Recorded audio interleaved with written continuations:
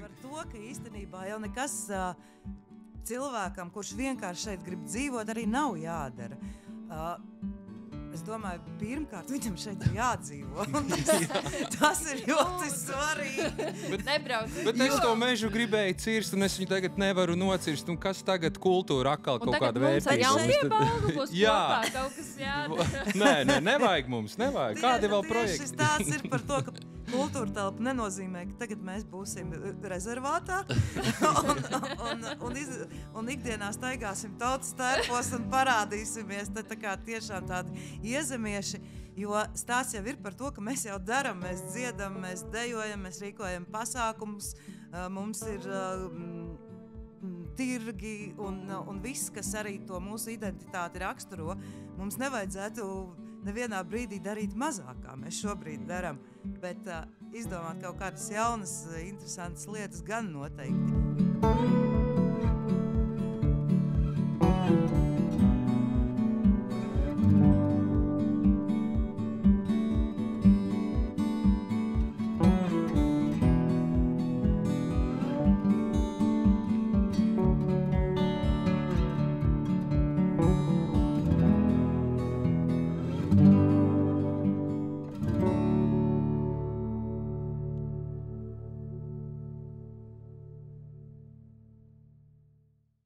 Jā, sveiciens visiem podcastu savējo sarunas skatītājiem un klausītājiem. Šī ir jau mūsu otrā epizode, un esam atkal Inešos, tikai citā telpā. Jā, Pirms tam mēs bijām Muižā ar Kārli Apalupu. To iepriekšējo epizodi var apskatīties visur, kur vien var mūs atrast.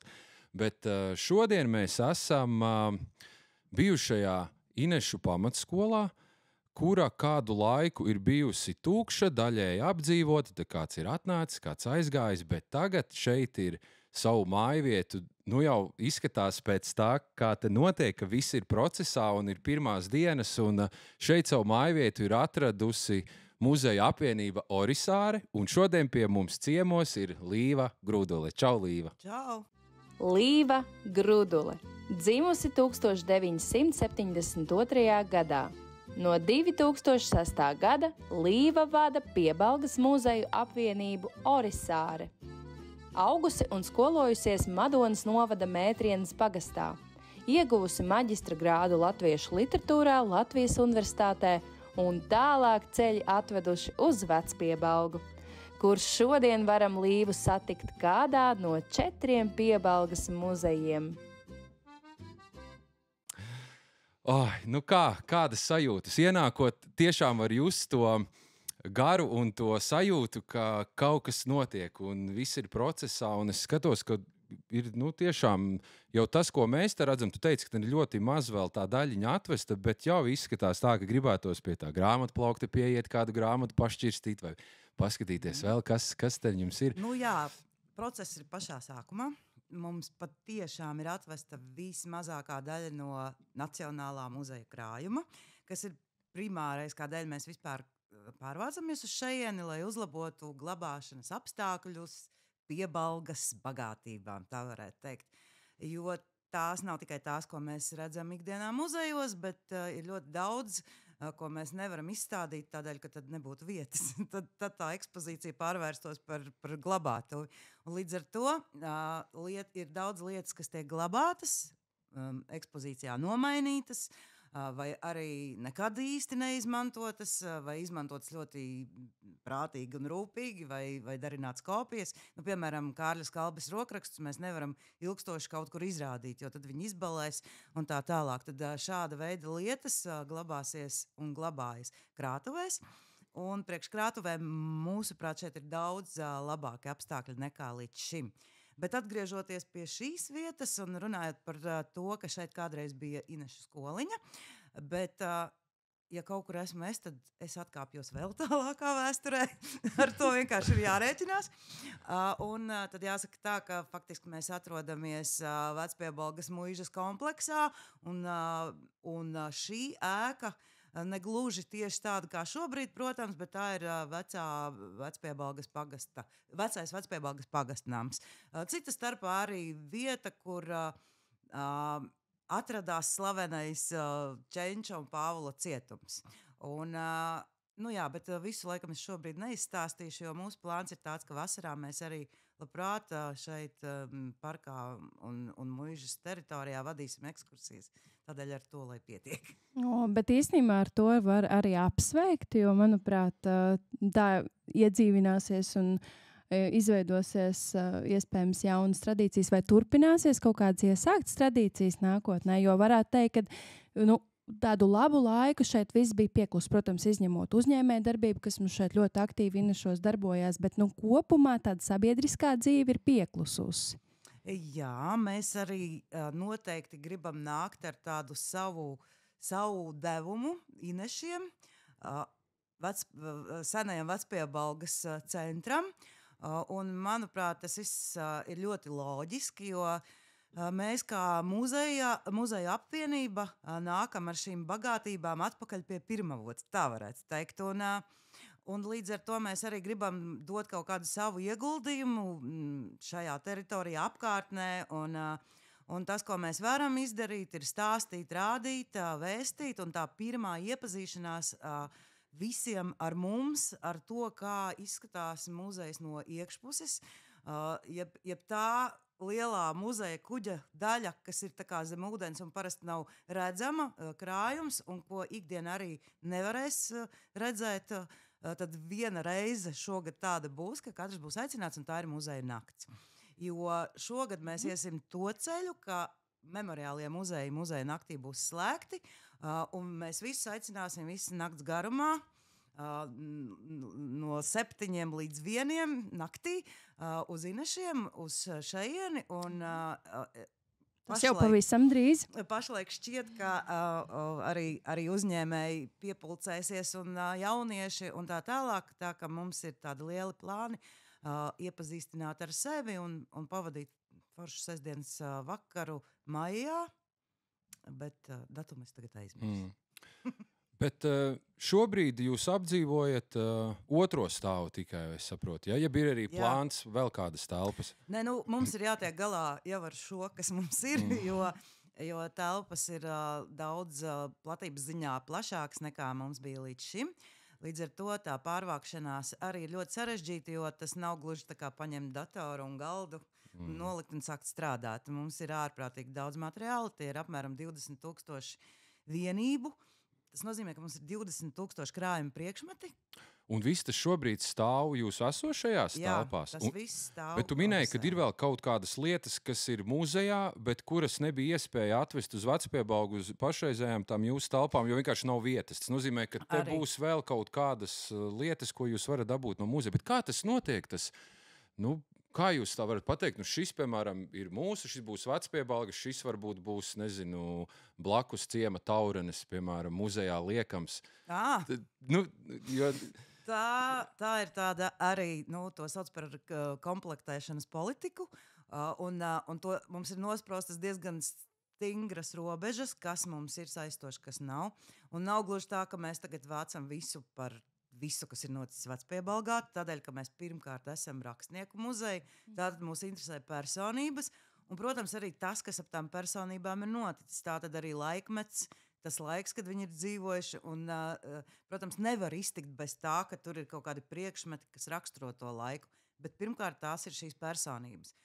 Tad varētu domāt, ko vēl var savākt, piemēram, no brāļiem Kaudzītēm. Viss, kas ir, tas taču ir jau muzejā un vairāk nekad neatradīsies. Tomēr ik pa laikam kaut kas atrodas, un tas ir tas pats pārsteidzošākais un interesantākais, ka vai nu kāds atrod kādās savās lauku mājās bērniņos, vai pēkšņi atcerās kaut kādu vecvecmāmiņas stāstu, ka tā lietiņa tur, teiksim, pusdienas šķīvītes īstenībā ir Ūtrupē nopirkts Kalna Kaibēnos 20. gadu beigās, un atnes un ir. Bet Līva, tu arī esi personība, spilgta Vecpiebalgā, un cik man zināms, tu neesi vietējā, bet dzīvo un strādā šeit jau cik gadus? Cik gadus tu vadīji jau muzeja apvienību Orisāre? Es varu teikt tā, Vecpiebalgā es esmu no 1994. gada. Tā bija mana prakses vasara universitātē, filoloģijas fakultātē. Jābrauc praksē uz muzejiem. kas likās vienkārši briesmīgi, jo lai nu ko, bet 20-gadīgs cilvēks muzeju, un es nebiju izņēmums, tas šķita nežēlīgi pret nabaga mums, bet laimīgā kārtā es nonācu Saulrietos, tā bija mana izvēle, es biju jau Saulrietos bijusi, un tā bija tāda sapņa māja, bet tad, kad es nonācu tur praksē, tad es sapratu to, ka es vairs nekad negribu no turienes iet projām, un viss tā ļoti labi salikās, ka es tā arī paliku.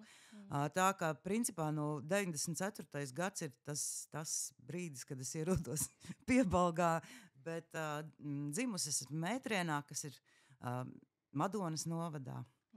Tā kā netālu, un tie Saulrieti bija tie, kuros tu iemīlējies, kurus tu sajūti Jā, noteikti. Jo es tieši gribēju jautāt, kā tā mīlestība pret to Vecpiebalgu un pret tiem Saulrietiem, kā viņi tev ir augusi un kā tu tik daudz zini un kurš tev bija tas dzinulis visu laiku pētīt, skatīties, interesēties un tu dari to vēl joprojām? Viss sākās patiešām ļoti elementāri un es domāju arī ļoti saprotami ar Saulrietiem kā ēku, lai cik tas dīvaini neizklausītos, bet tie, kas ir bijuši Saulrietos, to var saprast, jo tas ir pārsteidzoši. Un tā kā tu esi jauns, un tajā prakses vasarā vēl sagadījās tā, ka Dināra, kas tolaik tur strādāja, bija muzeja vadītāja, viņai bija jāpavada nedēļu Rīgā dziesmu svētkos. Es paliku viena pati tur, man uzreiz bija jāsāk vadīt ekskursijas, bet kā filoloģijas studente es daudz maz tiku galā. Šobrīd droši vien negribētu dzirdēt, ko es toreiz stāstīju. Bet tā bija ārprātīga romantika, jo pati māja, vide, Piebalga, ainava, jo patiešām kalni lejas ezeri, un kad tu 20 gados nonāc tādā vietā, tad tas ir kaut kas ļoti, ļoti īpašs. Tā kā man, protams, pa dienu bija jābūt darbā, Saulrietos, tad brīžos, kad nenāca apmeklētāji, es vienkārši lasīju skalbes darbus, visu par skalbēm. Tajā vasarā es būtībā arī izlasīju visu, kas mūsu muzejā ir par skalbi un no skalbes, un tā tas aizgāja. Tā tas aizgāja tālāk. Tas interesantākais ir tas, ka filologos mācoties, teiksim, tas, kas šobrīd man ļoti interesē un kur es pavadu daudz laika, tas ir 18. gadsimta beigas un 19. gadsimts, tas mani absolūti neinteresēja tolaik. Un uz tiem eksāmeniem es gāju trīcošām kājām, jo es, protams, apzinīgi biju visu izlasījusi, bet pusi nesapratu, ko tie vecie ļauži tur ir darījuši. Tad šobrīd tā situācija ir pilnīgi cita. Tas man ļoti patīk atgriezties tajā visā. Un es tur tā kā dzīvoju, man ir tā sajūta. Bet tev ir tā, ka tu pēti senatni, tad visu laiku tā sajūta, ka tev, kad tu pastiprināti meklē tieši pa šo vietu, pa šo reģionu. Protams. Tas ir. Un vēl jau, protams, tur nāk klāt visādas pārpasaulīgās lietas, jo tad, kad tas ir tā, ka ir kaut kāda tēma, vai mums kaut kāda izstāde top, vai mēs gatavojamies kādam pasākumam, un tu sāc no viena gala, un tas ir tā kā tādu diedziņu paraut. Un tad pēkšņi iznirst tieši tas, ko tu meklē, un visādas pārsteidzošas lietas. Un tad šobrīd jau man šķiet, ka ja es varētu atgriezties kaut vai piemēram 20. gadsimta sākumā, tad es te varētu uz ielas sveicināties ar katru otru un ar visiem būtu ko parunāt. Un tas viss ir tikai un ap Piebalgu, vairāk vai mazāk. Bet, protams, nevar nodefinēt, kas ir piebaldzēns, jo vai tas, kurš šeit ir tikai dzimis, vai tas, kurš ir šeit dzīvojis un strādājis, bet tas, kā es uz to skatos, tas, kurš arī pats sevī to sajūt. Ja teiksim, viņš ir, piemēram, komponists Burkhards Sasārs, kas ir Dailes teātra himnas autors, tas Trakais kavalieru gads ir tā dziesma. Un viņš arī ir piebaldzēns, bet viņš, protams, ir tikai mazu brīdi bijis, bet viņš visu mūžu ir ļoti sevi uzskatījis par piebaldzēnu. Un tas nozīmē, tas ir mūsējais. Cits gadījums ir, cilvēks ir šeit dzimis, bet viņa ceļš ir aizvedis kaut kur citur, viņam ir citas dzīves prioritātes. Ok, labi, viņš negrib un nav. Nu jā, un tu jau tos atklātos faktus, ko tu atklāji, tos pētījumus, ko jūs veicat, to darbu, jūs jau to darat ne tikai ikdienā, un ne tikai muzejos to var apskatīt, bet tu iznes to caur pasākumiem. Tas man ļoti patīk. Manuprāt, vienmēr tas pieskāriens tavos pasākumos, kurus organizē tu. Tur atkal pavisam no citas skatu punkta vienmēr var kaut ko jaunu arī uzzināt. Tad, ar pasākumiem tev patīk. Piemēram, tu rakstīt grāmatu vai tagad Anšla Veglīša filmu Pansija pilī, caur kuru var tā kā iepazīt kaut kādu darbu vai to rakstnieku. Līvai, manuprāt, ļoti labi tie pasākumi režisējās. Tas jau ir viens no veidiem, kā tu vari to sniegt, jo ko tas līdz, ja tu viena pati sēdi un to studē, vai ne? Tas ir tieši tas, jo tu vari, kā kādreiz mums kāds vecāks kolēģis teica, jā, tu vari nopētīties zaļš, un īstenībā kādu tēmu tu vari visu dzīvi pētīt. Bet ja tu ar to savu atklāto neej pie cilvēkiem, tad tam nav nekādas jēgas. Bet tā kā es ikdienā esmu muzeja apvienības vadītāja, un tas sevi ietver dažādas birokrātiskas lietas, tad man vienkārši nav laika. Man ļoti patīk rakstīt, bet es neredzu, ka tuvākajā 10 gadēs varētu uzrakstīt kaut ko apjomīgāku, jo tam ir ļoti jāpievērš. Bet tomēr, lai tas aizietu pie cilvēkiem, tāpēc tā mūsu forma ir pasākumi. Šī vasarā mēs rīkosim arī konferenci. Un gribētu uzreiz teikt, lai cilvēki nebaidās no vārda konference, jo mēs centīsimies pastāstīt interesanti par Piebalgu. Šobrīd es varu atklāt tikai to, ka tas būs kaut kas tāds, varētu to konferenci tādā darba nosaukumā nosaukt par Piebalgas atkodēšanu, respektīvi meklēt, no kurienes tas Piebalgas brīnums, un runāt ne tik daudz par mums jau visiem zināmajiem dižgariem, Skalbi, Kaudzītes un tā tālāk, bet ir ļoti daudz ļoti interesantu personību un notikumu, par kuriem, no visiem tiem, kas šobrīd šeit sēž telpā, un ja mēs te vēl 20 piepulcinātu, nezina neviens neko, tie ir tādi mazliet aizmirstie, bet ar ļoti interesantiem dzīves stāstiem, un to mēs centīsimies tajā konferencē atklāt. Pirms mēs pārējām varbūt sīkāk mazliet gribētos vēl parunāt par Piebalgas kultūras telpu un ko tad tas īsti nozīmē un kas tad, jo tu esi bijusi klāt tam procesam, kad jūs pieteicāt šo pieteikumu uz to nemateriālā kultūras mantojuma vērtību saglabāšanu, jā. Bet man vienmēr ir bijusi tā sajūta par tevi, ka tu esi bijusi tik ļoti klāt stāvoša tiem dižgariem. Tu personīgi biji pazīstama arī ar Andreju, Kāras Kalbas mazdēlu un tāds. Vai vecpiebaldzēni vispār apjauš to, patiesībā to, es nezinu, wow momentu, kā to var pateikt, to vērtību un to... Cik tas ir īstenībā? Es domāju, ka vecpiebaldzēniem ir tā, ka skolas laikā viņiem par to stāsta.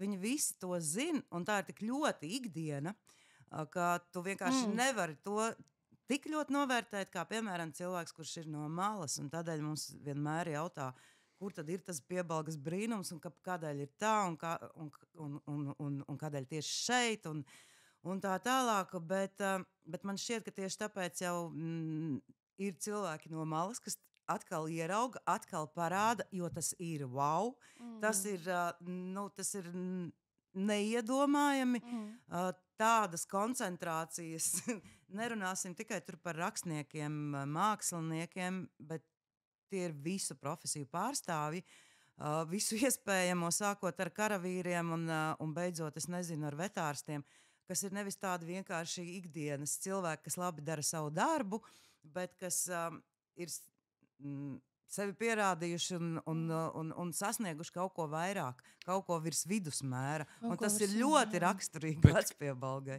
Bet kur tavuprāt slēpjās šis fenomens? Vai tā ir ģeogrāfiskā lokācija dēļ, nezinu, skaistās dabas, ceļu krustcelēm, vai tas ir dēļ, es nezinu, vēl dziļāks, tālāks vēstures? Kur meklēt? Jo droši vien, kad būs Latvijā daudzas citas pašvaldības vai pagastu centru, kas var arī teikt lepoties. Mēs arī varam lepoties ar karavīriem, ar sportistiem, ar rakstniekiem, ar visu ko. Bet kur ir tas īpašais? Nu jā, personības ir viens tas kods.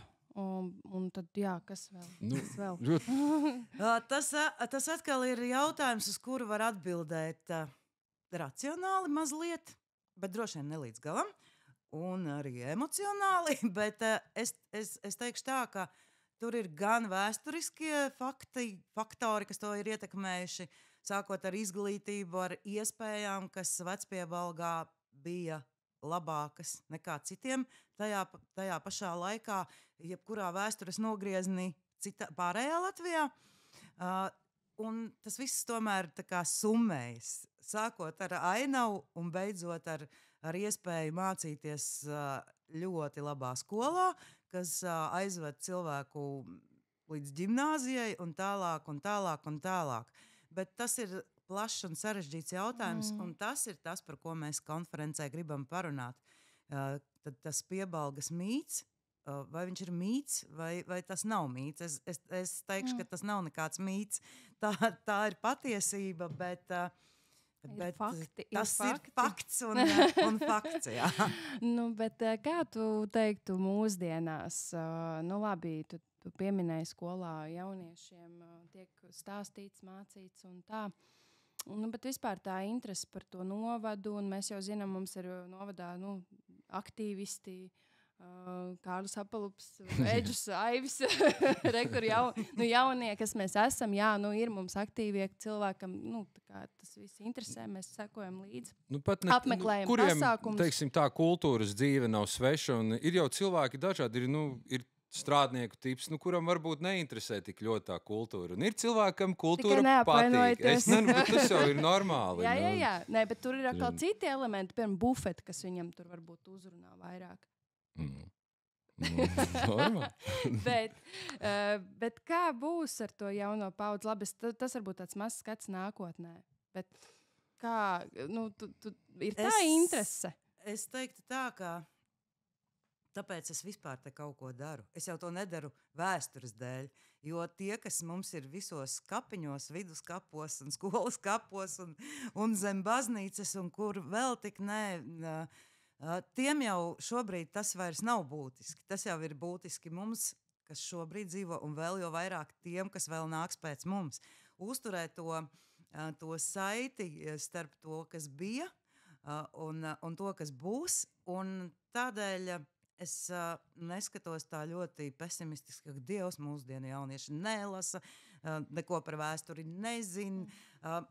Es domāju, katram vienkārši pienāk tas brīdis. Visiem tas nekad neinteresēs, bet tieši tādēļ mums ir kādi pasākumi, kaut kādi notikumi, kur mēs mazliet pieskaramies. Un arī tas jau ir daudz. Un galu galā reti jau kurš tā uzreiz piedzimst ir tāda konkrēta interese. Es katrā ziņā noteikti nē. Skolas laikā vēsture bija pēdējais, kas man interesēja. Tā kā tu līdz tam nonāc, bet mūsu muzejnieku misija šeit ir šo visu saglabāt, rakties dziļāk, vēstīt, kā mēs protam, un atrast to veidu, kā mēs varam uz to jauno paudzi, ar to jauno paudzi runāt. Un tādēļ nevelti, piemēram, pagājušajā vasarā mēs Saulrietos atvērām interaktīvo izstādi Kaķīšu dzirnavas, domājot tieši par to, lai pirmais piedzīvojums muzejā ir piedzīvojums. Nevis nostājas tur līva un garlaicīgi kaut ko stāsta par skalbes pasakām, un bērni jau labākajā gadījumā ir aizmukuši vai arī vienkārši neko nedzird. Mums ir jāpiepūlas mazliet, bet ja tā pirmā pieredze būs pozitīva un saulaina un jauka, tad nākošais izaicinājums varbūt būs kaut kādi pusauģi gadi, un tad mēs atkal meklējam kaut kādas citas veidus. Un agri vai vēl tas cilvēks nonāks un kaut ko uzzinās vairāk, un es neskatos tik bezcerīgi. Bet vai tu redzi šobrīd sevī tādu kā misijas apziņu? Jo, ja mēs skatāmies ja mēs tagad skatāmies uz, jau varētu teikt, tas pats Cēsu novads ir kā vecais rajons, ļoti liela tā teritorija, un mēs esam ģeogrāfiski pašā nomalītē. Un mums, gribi, negribi, ir kaut kā tie spēki jāpieliek, lai mēs sākumā izceltos uz pārējā fona un arī attaisnotu to mūsu uzlikto statusu, vai ne? Kas mums tāda sajūta, ka tagad ir tā kā, vai ne, jāattaisno, bet visiem tiem, kas šeit ir un gan par to vēsturi zinu, kuram ir tas tā piebaldzēna sajūta sirdī, mēs zinām, mums kā nevienam nekas jāpierāda nav, bet tāpat ir tā sajūta, vai ne, ka gribās arī... Visu laiku. Jā, gribās arī... Tas spiediens varbūt tāds. Un nākamais man būs jautājums vēl. Kas tu esi ārpus muzeja un ko tu dari vēl pēc kārtas. Jā. Tā. Sāksim ar misiju. Man īstenībā, tas izklausās... Es nezinu, baigi lecīgi vai kaut kā tā, bet man īstenībā ir ļoti liela misijas sajūta. Es tiešām dzīvoju ar to. Manī viņa vienkārši ir. Es neesmu kaut kā viņu mākslīgi radījusi. Man tiešām šķiet, ka tas, ko es varu, man tas vienkārši ir jādara. Dažreiz un ļoti bieži es ar to šausmīgi sevi apgrūtinu, jo es visu laiku kaut ko daru, un tad beigās es saķeru galvu, kur es atkal esmu ielīdusi, un kāpēc man šis ir jādara, jo man ir kaut kāds savs tiešais darbs, kas man jau tā paņem daudz laika, bet man šķiet, ka ja es to zinu, ja es to varu, tad man tas ir pat ne pienākums. Man patīk. Man patīk stāstīt par cilvēkiem, par Piebalgu, dzīvoties Piebalgā, tā. Starp citu, man ir saglabāti, ierakstīti Līvas stāsti par apglabātajiem, ievērojamiem cilvēkiem Vecpiebalgas kapsētā. Man tas ir ierakstīts, es to esmu jau tur gandrīz jau principā ir gatavs, lai mēs varētu pabeigt to iesākto projektu par turisma ceļvedi Vecpiebalgas kapsētās. Mums bija pirms 3 gadiem, man šķiet, bija tāds arī projektiņš, kur mēs veidojām pa Vecpiebalgas kapsētām ceļvežus, kur Līva bija atradusi interesantākos cilvēku dzīves stāstus, un tos mums arī pastāstīja. Tā kā tas ir saglabāts, tie stāsti ir ļoti interesanti, un tad, kad es to visu būšu salicis kopā, tad mēs ar tevi kopā noteikti vēl iziesim cauri, un tas arī būtu lieliski to palaist, un ja tas tā forši aiziet, tad es domāju, ka tur noteikti vēl mums ir stāsti, vai ne, kurus varētu dokumentēt. Smeļams savots. Jā. bet tas ir tā paradoxāli, bet faktiski tas ir visvienkāršākais, kā arī atcerēties un runāt. Bet man ļoti patīk tā doma par to, ka cilvēks nav mīris, kamēr kāds par viņu runā. Un šis arī sasaucas ar to iepriekš minēto misijas apziņu. Man šķiet, ka ja es esmu atradusi, piemēram, kādu jaunekli, kurš ir 19.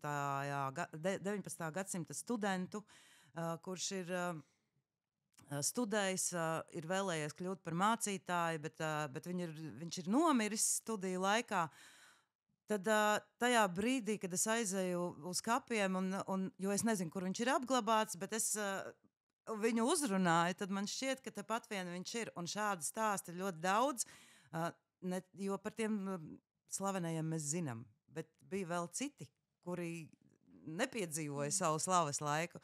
Bet arī man nemaz nevajag iet uz kapiem tajā brīdī, kad es Orisārē pie datora kaut ko uzrakstu par viņu. Tā ir maza saruna ar šo cilvēku. Un tas man šķiet ļoti svarīgi. Man patiešām tas šķiet ļoti būtiski. Tev ir tā spēja, prasmes izcelt cilvēku personībās kādas īpašības vai kādus veikumus uzrakt, ko tad viņi ir darījuši. Bet kā tev ir, Līva, ar to novērtējumu sajūtu?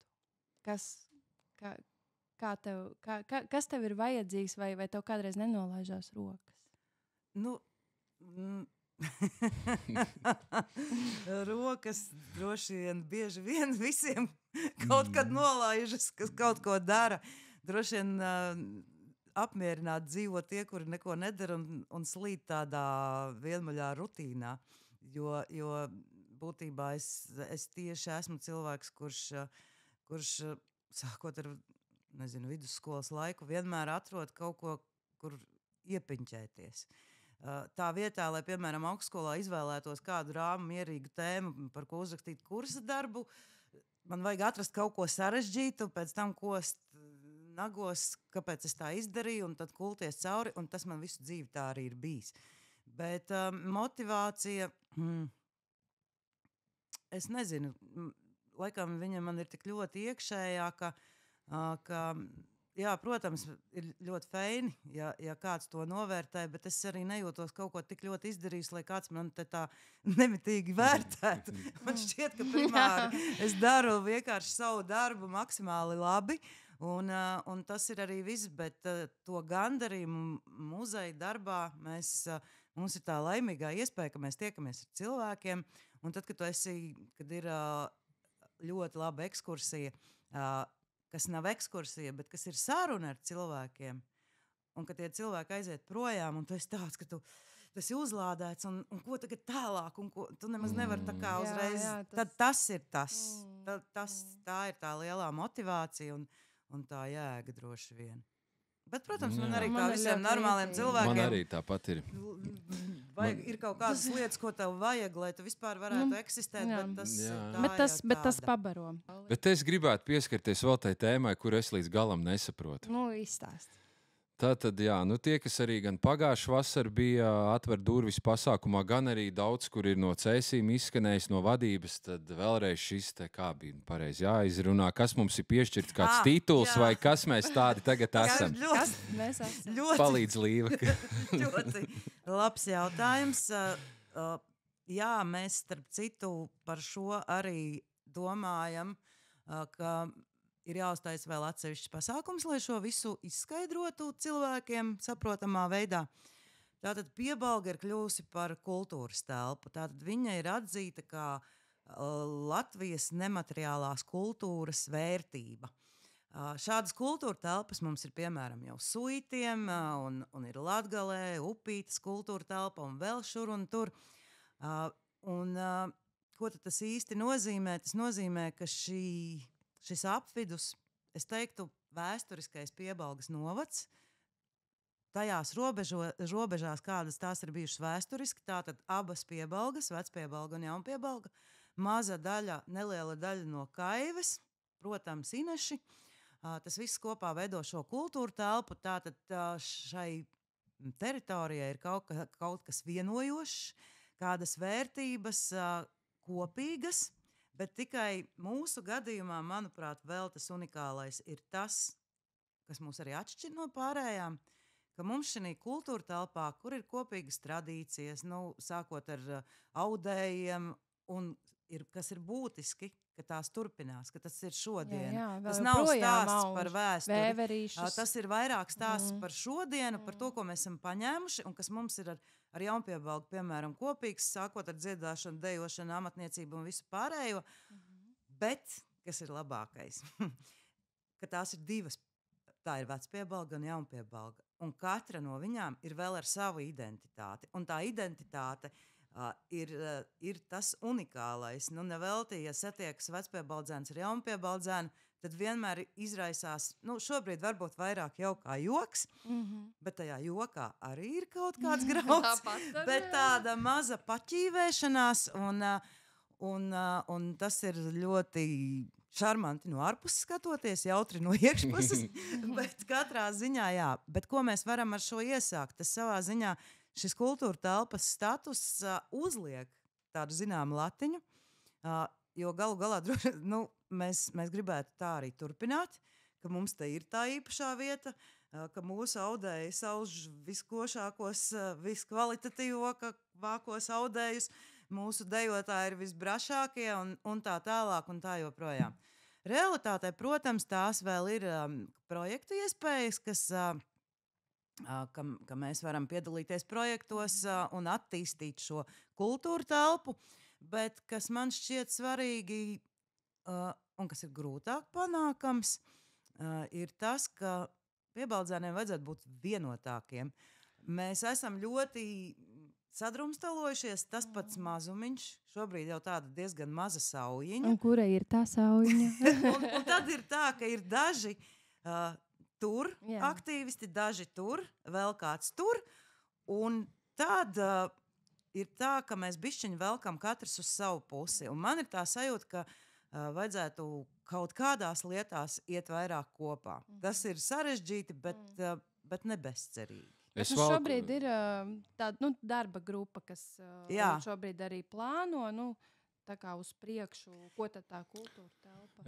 Es valku paralēles kultūra telpai un kultūras vērtībām ar dabas vērtībām, kas šobrīd arī ir ļoti aktuāli meža saimniecībā, kur arī tiek meklētas un pētītas un vērtītas dažādas kultūra vērtības, ne kultūra vērtības, bet dabas vērtības, kur arī uzlikt dažādus liegumus un tā, un ja to sasaist ar kultūru, arī tāda sajūta, darīt nav ko. Tagad būs vēl kaut kas, kas mums jādara. Es te gribu dzīvot, es gribu iet uz balli. Kāds man labums? Kas te būs? Tas jau ir tieši par to, ka īstenībā jau nekas cilvēkam, kurš vienkārši šeit grib dzīvot, arī nav jādara. Es domāju, pirmkārt, viņam šeit ir jādzīvo. Tas ir ļoti svarīgi. Bet es to mežu gribēju cirst, un es viņu tagad nevaru nocirst. Un kas tagad kultūra atkal kaut kāda vērtība? Un tagad mums ar Piebalgu būs kopā kaut kas jādara. Nevajag mums, nevajag. Kādi vēl projekti? Šis stāsts ir par to, ka kultūra telpa nenozīmē, ka tagad mēs būsim rezervātā un ikdienā staigāsim tautas tērpos un parādīsimies tā kā tiešām tādi iezemieši, jo stāsts jau ir par to, ka mēs jau daram, mēs dziedam, mēs dejojam, mēs rīkojam pasākumus, mums ir tirgi un viss, kas arī to mūsu identitāti raksturo. Mums nevajadzētu nevienā brīdī darīt mazāk, kā mēs šobrīd daram. Bet izdomāt kaut kādas jaunas, interesantas lietas gan noteikti. Bet priekš tam tādēļ jau arī ir darba grupa, kas mazliet tā kā cenšas veidot. Šobrīd mēs sākam strādāt pie tāda kā zīmola, kā identitātes, bet tas būs tāds garāks process, protams, bet lai kaut kas mūs tā kā vieno. Bet es nedomāju, ka tagad pēkšņi, tūlīt mums ir jāuzrīko kaut kas katrā ziņā, tas process nav tāds tūliņ tagad. Jā, bet tas nozīmē, ka tas ir darbs, kas tiek gaidīts no mums pašiem, kā piebaudzēniem, to saprast, to identitāti kaut kā noformulēt. Tas noteikti, kad arī ietver sevī to, ka vajadzētu gan muzeja cilvēkus, neviens jau to tā neformulēs, bet tā darba grupa. Bet tur nevar arī būt, man liekas, tajā darba grupā cilvēki, kuriem, es strādāju pa kultūras jomu, man tagad, piemēram, jāiet. Man liekas, ka tur vajag tā, gan audējs, piemēram, iedzīvotāji iesaistīšanos. Ražotājs kāds, kas būs plānots. Jā, mums ir plānots, un tas šobrīd ir plāns tiešām jau aprīlī, ka mēs veidosim tādu kopā sanākšanu, tad arī mēs detalizētāk izskaidrosim, ko tad īsti nozīmē tā kultūra telpa. Un tad mēs arī sapratīsim un runāsim visi tie, kas grib kaut ko šeit darīt. Liekam kopā idejas, vai mums ir kaut kas šobrīd, ko mēs varam atkal jaunu pasākt kopā, vai nav, vai mēs turpinam. Un tas ir tas pirmais, ko mēs tā kā plānojam. Jo nav jau, tā arī mums ir tāda pašu iniciatīva, jo īsti tas jau nav nevienam darbs, arī ne muzejiem, arī ne kultūras namam, arī ne kā mēs daram savu ikdienas darbu, un tad mēs tomēr saprotam, ka mēs vēl papildus varētu domāt tomēr par to vienojošo, par to, lai tas Piebalgas vārds ir vēl varenāks, un lai tajā visā iekšā ir arī kaut kāds saturs un tā tālāk. Jā, bet šīs kultūra telpas Latvijas griezumā, viņas noteikti piešķirtas ir vēl vairākām vietām. Tu zini apmēram, plus mīnus, vai mūsu novadā vēl kādam ir mums vienīgajiem? Jā, protams, tas arī nemaz nav tik vienkārši, un to kuram katram nepiešķir. Un nevelti mūsu Cēsu novada domes priekšsēdētāja vietnieks Atis Eglītis bija tas, kuru mēs novīzējām rakstīt šo pieteikumu. Un kam jūs viņu rakstījāt? Kas ir tie lēmēji, kas tagad Nemateriālās kultūras centrs un visi, kas darbojas, īpaši komisija, kas darbojas nemateriālā kultūras mantojuma jomā. Un tas pieteikums ir tas, ko pašiem ļoti grūti uzrakstīt. Mēs to mēģinājām vairākus gadus. sapratām, ka esot pašiem šeit iekšā, ir divas galējības. Vai nu mums šķiet, ka mums te nekas nav, vai arī gluži otrādi mēs ļoti aizraujamies ar visu, kas ir bijis, un neredzam to, kas ir tagad. Bet īstenībā nav tā, ka mums šeit nekas nenotiek. Ja tas viss ir jāuzliek uz papīra, tad ir ļoti daudz ko teikt un rakstīt. Un vienkārši ikdienā dzīvojot, jebkurā vietā cilvēki grib vairāk un labāk, un no tā veidojas tas, nu pie mums nekā nav. Bet tas ir skaidrs. Šautauts Atim. bet Atis ir patiešām šī gadījumā izdarījis milzīgu darbu. Tur tas ir fakts. Bet paldies viņam, tagad tālāk mēs paši. Jā, paldies. Mums jādara pašiem tālāk. Bet ir kaut kādi termiņi, kas tiek sagaidīti tagad. Mums ir jātiek līdz kaut kādam. Ir jau arī tāds, protams, darbības neliels tāds plāniņš, bet arī tas ideālajā variantā satiekoties vairākiem piebaldzēniem pasākumā, kuru mēs šobrīd plānojam, būtu arī jānonāk līdz tam, ka ir vajadzīga kaut kāda mazliet, labi, es neteikšu stratēģija, tas jau būtu atkal kaut kas ļoti sarežģīts, bet, sauksim to vienkārši tāds plāniņš uz priekšu, ko mēs gribam izdarīt, ko mēs gribam sasniegt, tad kā mēs to tēlu spodrinam vai ko mēs tādu interesantu izgudrojam. Manuprāt, tā titula saņemšana jau apliecina arī to, cik ļoti Protams. Mēs lepojamies ar sevi. Jā, jo tu nevari būt kultūra telpa, ja tevī nekā nav. Ja tev nav ko pateikt par visām šīm vērtībām, tad nebūs. Jau tāda pašapliecināšanās, jau arī tas arī ir labi. Tagad vienkārši to nezaudēt un turpināt darīt visas šīs lietas. Jā, arī pie, teiksim, tā pati pašdarbība, ir mazliet jāpiespiežas uz mēģinājumiem. Visi grib uz dziesmu svētkiem, un tajā gadā visi uzreiz sāk piedalīties, bet tas sūrais darbs arī ir jādara. Un ir jāiet uz mēģinājumiem, un ir jādzied, un ir jādejo, un ir jāspēlē teātris, un tas jau arī vienmēr ir mazliet piespiešanās. Nav jau tikai tā, ka mēs, tad, kad jau ir skaistais koncerts, tad viss ir forši, bet līdz tam ir jātiek. Bet mūs tagad klausās un skatās, varbūt kāds, kas šeit ikdienā nedzīvo, bet labprāt nāktu, paklausītos, piedalītos Vecpiebalgas kultūra telpas veidošanā un, nezinu, Kārlis Apalups, piemēram. Tas jau tur nav jautājums. Jā, Kārlis mums tagad, viņš vairāk par celtniecības tēmu, viņš mājas cels, bet tas arī ir vajadzīgs, protams. Bet tagad par kultūras telpu runājot, ja kāds grib iesaistīties, nezinu, vai vienkārši atbraukt šeit. Man liekas, tu varētu būt Ineša šeit, Ineša vecā skoliņa varētu būt pirmā vieta, kur griezties pie tevis. Jā, tad, kad mēs šeit būsim pārvākušies, šobrīd ir process. Bet es teiktu, pirmā reize būs aprīlī, un informācija sekos. Tīklos būs. Un tad jebkurš ir aicināts. Muzeja nakts ir otrais brīdis, kad pilnīgi droši var doties. Un, protams, ikdienā vasarā mēs šeit vienkārši būsim. Un mēs ļoti priecājamies ja runājam par muzejiem, bet tā kā tās jomas jau pārklājas. Tad es vienmēr esmu par jaunām idejām, par jaunām pieredzēm, izaicinājumiem un tā tālāk, tā ka droši tas ir tikai apsveicami, ja kāds grib kaut ko. Bet tu minēji, ka muzeja naktis šonakt nebūs kā ierasts pa muzejiem. Šonakt kā lai šonakt. Tieši tā. Bet šogad nebūs kā ierasts, ka būs katrā muzejā kaut kas, tad visi brauc šeit uz Inešiem. Tas ir tas, ko mums droši vien nāksies atkārtot vēl daudzas reizes, lai cilvēki inerces pēc nesāk vienkārši braukt uz Kaibēniem un pēc tam būt ļoti bēdīgi, ka tur nekā nav. Viss notiks Inešos un visas darbības būs līdzīgi kā līdz šim muzeja naktīs dažādām auditorijām, kaut kas, ko darīt, kaut kas, ko uzzināt, kaut kas, ko iegūt. Šī gada kopējā muzeja nakts Latvijas tēma arī ir izzināt, iegūt, izprast kaut kā apmēram tam līdzīgi.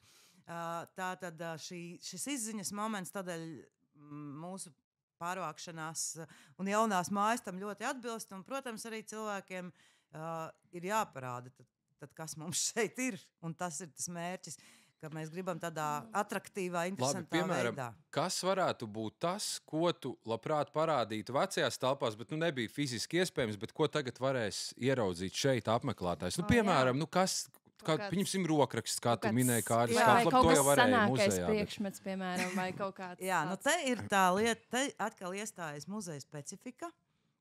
Šis ir kaut kas, ko ikdienā arī šeit mēs nerādīsim. Bet šeit mums ir iespējas rīkot, piemēram, šādas krājuma izstādes, šo unikālo lietu, jo viņas vienkārši nedrīkst nemaz ilgstoši eksponēt. Katram priekšmetam ir savi noteikumi, cik ilgi viņš drīkst atrasties izstādē. Tad šeit mēs to varēsim darīt, bet muzeja nakts kā reiz būs tas brīdis, kad cilvēki varēs ieiet arī krātuvē, kur krājuma glabātāji viņiem parādīs, kā tas izskatās, kā glabājas tās lietas, un kas šeit glabājas un tā tālāk. Bet šīs telpas kopumā mēs esam arī sapratuši to, ka šeit mēs noteikti arī nākamajā ziemā varēsim organizēt kādus nelielus pasākumus.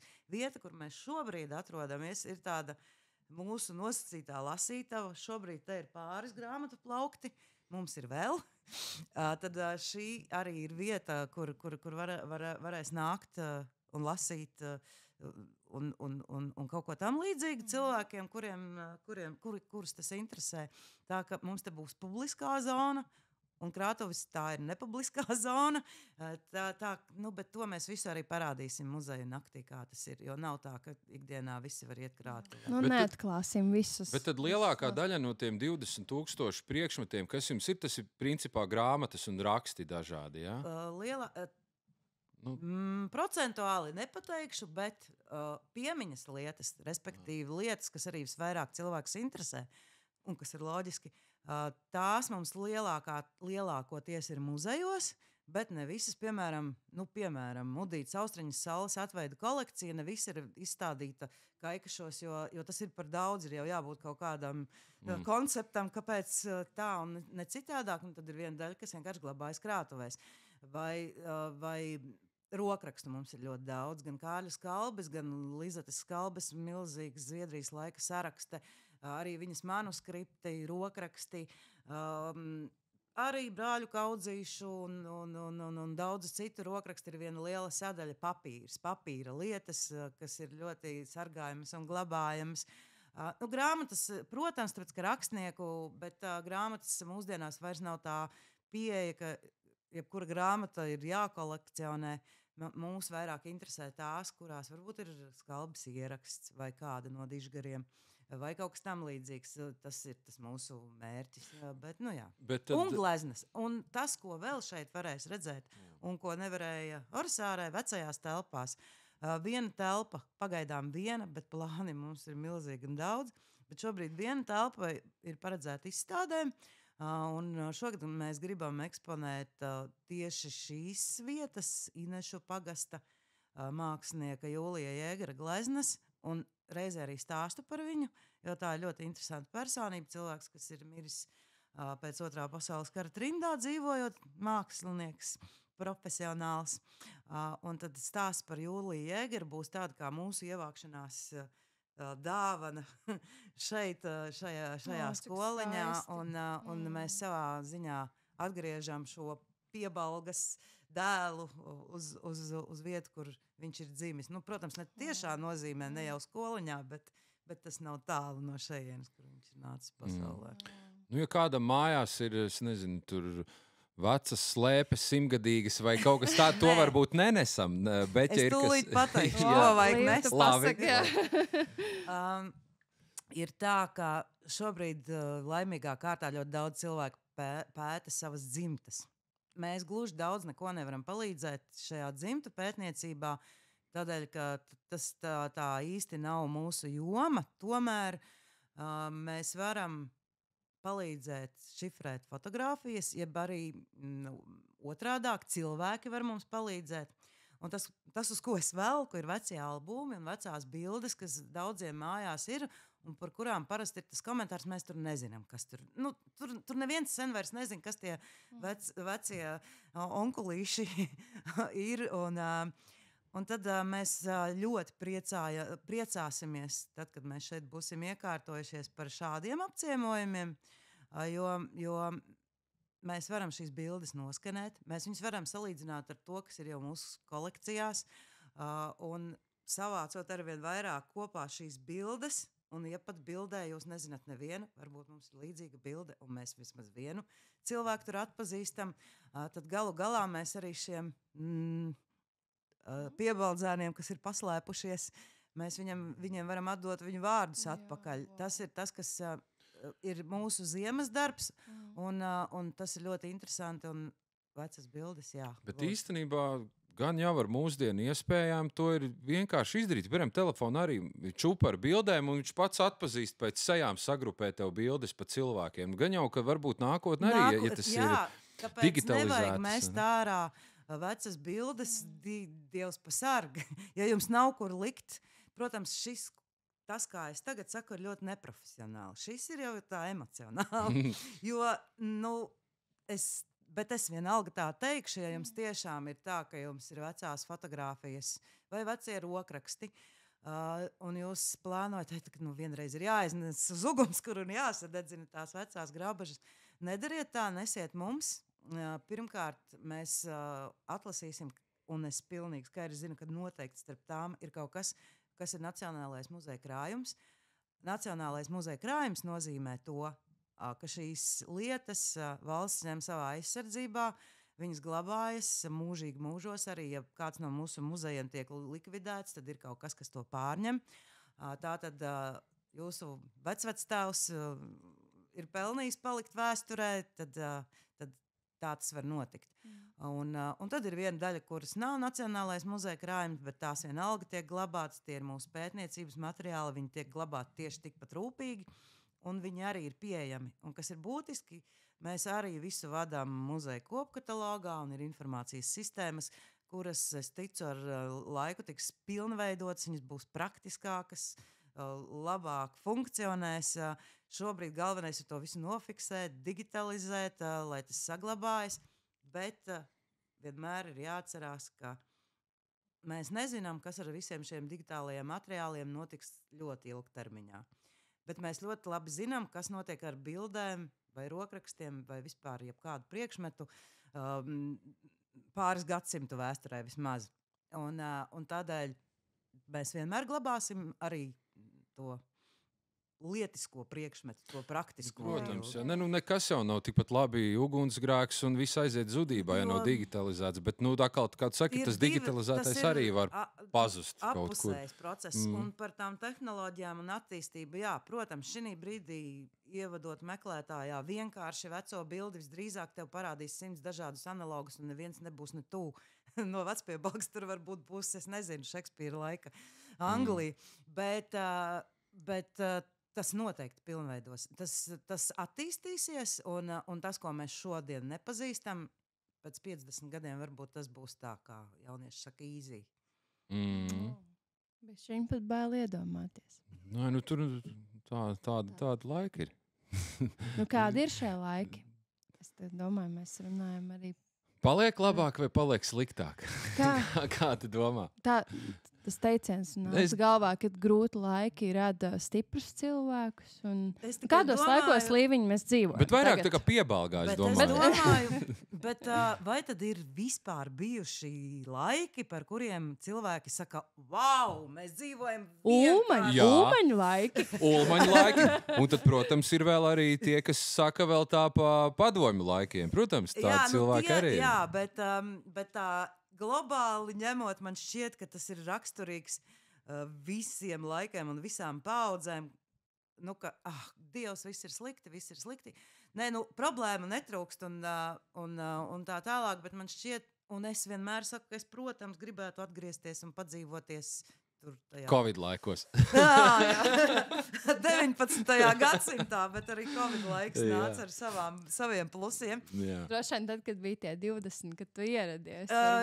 Es nezinu, vai es tad gribētu atgriezties. To es baigi labi vēl atceros. Bet atgriezties, parunāties ar visiem šiem. Ar tiem es noteikti gribētu dzīvot, visdrīzāk nē. Bet viss jau ir mūsu attieksmē. Viss ir tajā, un pēdējā laikā man ļoti patīk tā doma par to, ka laiks vispār ir tāda plūstoša lieta. Mēs esam šeit un tagad, bet tas šeit un tagad varbūt nav tāda laika ierobežojuma. Varbūt mēs vispār tagad sēžam pavisam citā laikā. Tas viss saplūst, tas viss ir tepat. Cik interesanti. Un tādēļ tā ikdiena ir ikdiena, bet Bet uz rītdienu raugoties, varbūt, ja mēs jau tā tuvojamies raidījumu pamazām uz noslēgumu daļu, tad kā tu skaties uz rītdienu, uz vecpiebalgu pēc 10, pēc 20 gadiem, ko tu novēli, ko tu redzi, kāda viņa būs, kā tas AI, mākslīgais intelekts, kādu uzģenerētu vecpiebalgu pēc... Es nezinu, ko viņš šobrīd izdarītu. Man ir grūti iedomāties, un varbūt es pat nemaz negribu. Bet mēs te esam, un grūti ir visos laikos, bet es kaut kā tādā ikdienā visi cilvēki kaut kad nonāk pie tā, cik viss ir slikti, bet man šķiet būtiski tajā neieciklēties. Tāpēc jau ir jāatrod kaut kas, lai tu redzi tur uz priekšu. Un te man atkal ir jāatgriežas pie tā, ka ja mēs visi labāk zinātu vēsturi, tad arī mums būtu vieglāk dzīvot. Viss jau reiz ir bijis. Tikai cilvēki, protams, tas, ka nemācās no savām kļūdām un no citu un nekādām kļūdām skaidrs, bet ja mēs bišķiņi zinātu vairāk, tad daudz kas mūs vairs šeit nepārsteigt. Un varbūt mums tās rīcības būtu kaut kādas jēdzīgākas. Tas attiecās gan uz šī brīža pasaules situāciju, un droši vien arī uz katra mūsu pašu kaut kādām izvēlēm. Jo grūti kaut ko tādu jaunu pasaulē, tādos procesos viņi kaut kā tā cikliski atkārtojas vai kaut kā tam līdzīgi. Bet Piebalga būs varena. Bija, ir un būs. Latvijas centrs, kā mēs noskaidrojām. Kultūras šūpulis. Jā, Vidzemes augstienes Pērle, jā, tieši tā. Uz to mēs jau tādi esam, bet mēs tad ejam arī vēl uz to. Un atgādināšu, ka mūsu raidījums ir sagatavots pateicoties līderu projekta atbalstam, un mēs raidījumos pulcējam ievērojamas vecpiebalgas personības, un mēs runājam par dažādām norisēm vecpiebalgā, par kultūra vēsturiskiem notikumiem, un arī turpmākajos raidījumos priecēsim ar dažādiem interesantiem cilvēkiem. Tu jau tā kā beidz jau? Nē, to var likt arī sākumā. Bet man uzreiz ienāca prātā tā lieta, mazliet paturpinot par to, ka viss jau ir bijis. Tā kā es tiešām ļoti daudz lasu dažādu laiku dokumentus un tam līdzīgi, tad tas ir tā, ka, piemēram, mēs šobrīd runājam par to, ka vecpiebalgā paliek arvien mazāk cilvēku, ir arvien mazāk bērnu, attiecīgi arī sarūk skolas un visas šīs nopietnās lietas. Un te atkal es varu piesaukt pirmkārt Skalbi, kurš par to rakstīja jau 30. gados, ka ir arvien mazāk jauniešu. Tieši šodien es arī vienā vecā dokumentā lasu par to, ka, bērnu arvien mazāk, jaunieši, tas bija pat, ja nemaldos, 20. gadsimta 20. gadu sākuma kāds dokuments, kur arī bija par to, ka cik procentuāli daudz ir jaunieši aizplūduši uz pilsētām, visi tagad Rīgā, neviena tagad vairs vecpiebalgā nav, viss paliek tukšāks un klusāks, bet mēs runājam par to laiku, kas mūsu apziņā ir tas wow laiks. Tā ka tik bezcerīgi jau arī nav. Protams, nemānīsim sevi un skatīsimies reāli, protams. Ja bērnu nav, tad agri vai vēl tās visa lieta izbeidzās. Mums, paldies Dievam, apkārt vēl šeit viss notiek, bet ja mēs paskatītos ilgtermiņā, tad ir par ko padomāt. Bet tas viss kaut kā cikliski atkārtojas un sāks no jauna. Mūsu pašu rokās, protams, ir kaut ko mazliet mainīt, bet Bet es nezinu. Es kaut kā tikai vienkārši dzīvoju ar ticību, ka nevar taču būt tā, ka Piebalga var pazust pārskatāmā nākotnē. Ja, jo tās saknes ir tik ļoti senas. Mēs šajā vasarā svinēsim Piebalgas 800 gadi. Un tas nozīmē to, ka ko tad mēs īsti svinam, kas tas ir par tādu notikumu. Tas ir brīdis, kad pirmo reizi vēstures avotos mēs varam izlasīt Piebalgas vārdu, nosaukumu Prebalge. Tas ir tālavas dalīšanas dokuments, kur parādās šis nosaukums. Tātad tas ir atskaites punkts. Bet tas nenozīmē, ka pirms 800 gadiem nekas šeit nebija.